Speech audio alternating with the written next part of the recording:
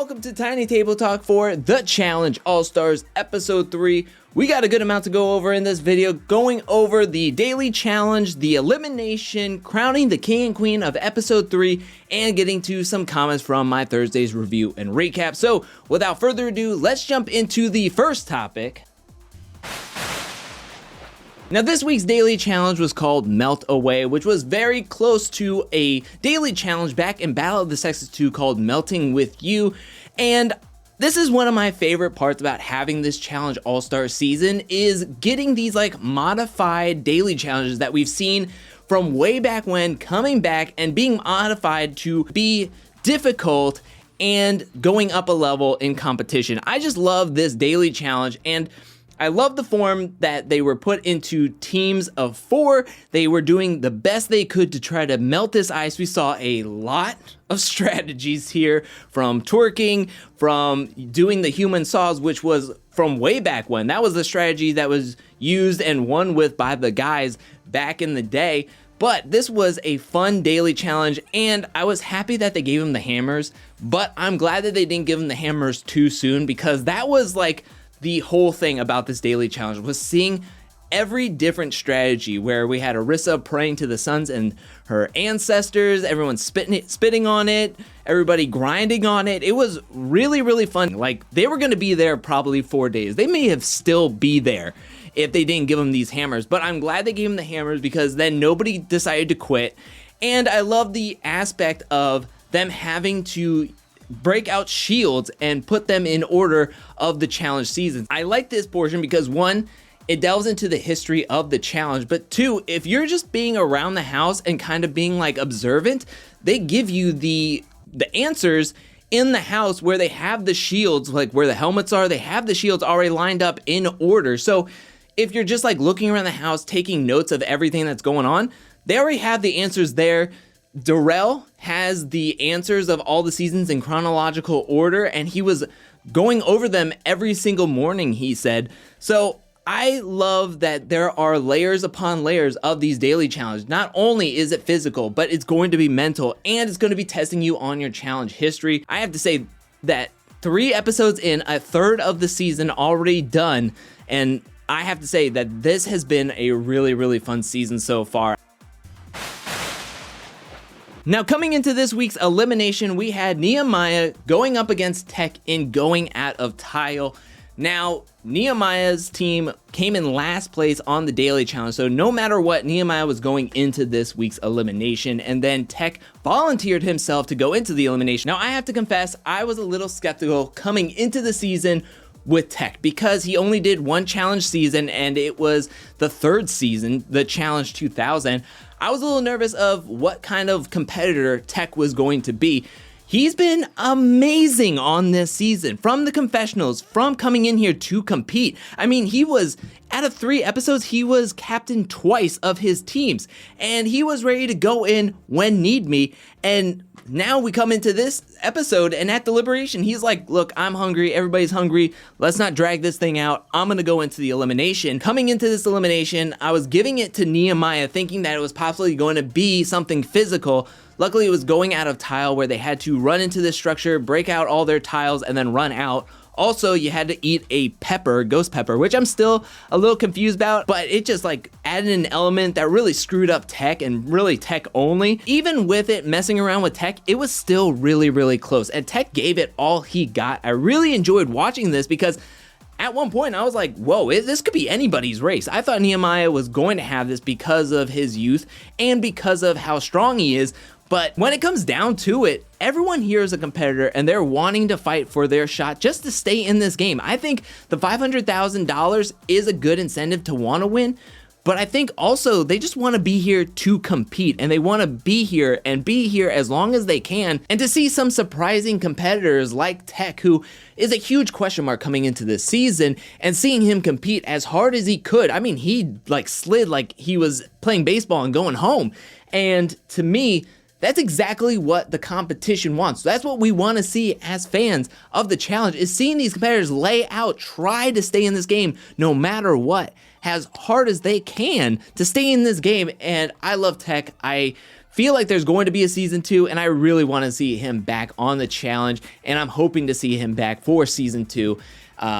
I really do, because he was bringing everything. His commentary during the daily challenge with Arissa was awesome. It was so funny.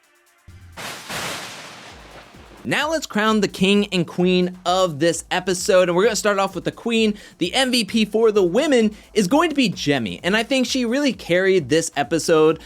Both strategically, we got to see a lot of her collecting numbers. She has Beth in her back pocket. She has Nehemiah. She had Tech. We saw her a lot in multiple groups.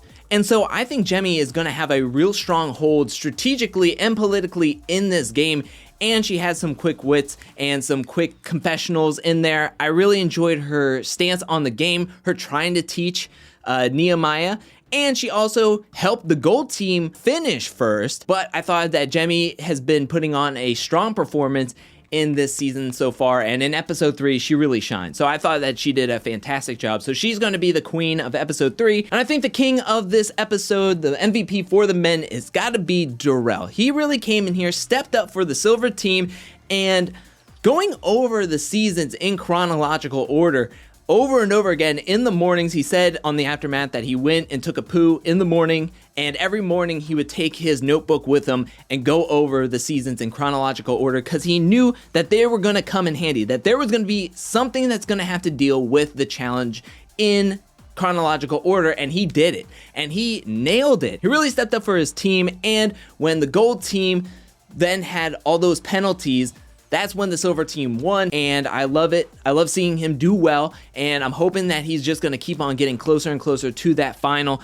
and I would love to see him make it to the final and then get his 5th challenge win. But those are my king and queen of the Challenge All-Stars Episode 3. Now let's go over some comments from my Thursday's review and recap, and the first comment comes from Abdullahi, who says, "This is the challenge. I am in awe with this season and how there is not a dull moment in this season. Every aspect of the season is what we come to love about the challenge. I really hope they take something out from this and implement it later on to bring back the fun, sportsmanship, competition, and overall great dynamic of the real competitors." 100% agree. There is a spark that is on the All-Stars that is not with the challenge main season. The next comment comes from Leo, who says, "The episodes fly by, such a stark contrast to Double Agents. When these episodes are 45 minutes, the editing is smooth like butter. I can't get enough." The next comment comes from DeAndre, who says, "I completely lost it during the entire Melt Away challenge." Yeah, that was some funny stuff. The next comment comes from Manny, who says, "Darrell peeing and Arissa praying to the sun and her ancestors literally took me out. I lost it, LMAO." Yeah, Arissa putting up her hands and then praying to the sun, and then text commentary underneath that just being like, "Look, you should have called them before. We need to get water on this ice." That was so funny. And the next comment comes from Scarlett, who says, "Love me some Alton. I hope he gets more screen time in future episodes." I completely agree. We haven't seen a lot of Alton. We haven't seen a lot of John A. I want to see more of these competitors as the season progresses. Of course, there's only 45 minutes, so there's only so much you can show of like 20 other competitors in the house. The next comment comes from Emily, who says, "I can't wait to see what happens with the lifesaver." Me too. I really wish Kendall would have used the lifesaver to save Tech. 1, because I love Tech, and 2, just to see what the power was, to see what could happen, and once you save somebody, what's the next step? Unknown person says, "I have a theory about the lifesaver. My theory is that once it's used, a random guy or girl, depending on the day, is going to be selected. I mean, it would give a really good reason to why there's plates of the contestants." You know what? That's a really interesting thought, because I never thought about like that. I always think of like TJ saying that whoever wins has all the power, to where, like, say Kendall used it on Tech, then she would have to put in somebody else, which would have been big easy. That's my thought process, but that is also a really good theory. I just wish she would have used it so we could have seen what happened. The next comment comes from MP, who says, "It was funny when Tech flipped off TJ. Love TJ's reaction to it." TJ is having a blast in this season. I mean, from the trivia challenge to him laughing at Tech and him pulling out the Ghost Reaper peppers out of his pocket. He's having a grand old time, and I love to see it, because it makes makes the challenge feel a little bit more lighthearted, and then I start to laugh really hard, and everybody's laughing up in the stands. It's not as serious as it is in, like, say, Double Agents or Total Madness has been.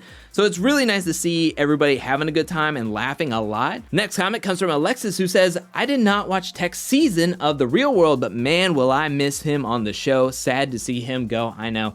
I'm really sad to see Tech go. He was great in the confessionals. He was great in the house, great in the competitions. I'm hoping that if there is a season 2, that he will be brought back. And the final comment comes from Troubled Curls, who says, All Stars is everything we as challenge stands have been asking the producers of the main show to get back to. It legit gives us the balance of solid daily challenges, drama, personalities, comp beast, eliminations combined with spice and comic relief. Hopefully, main show producers are taking notes.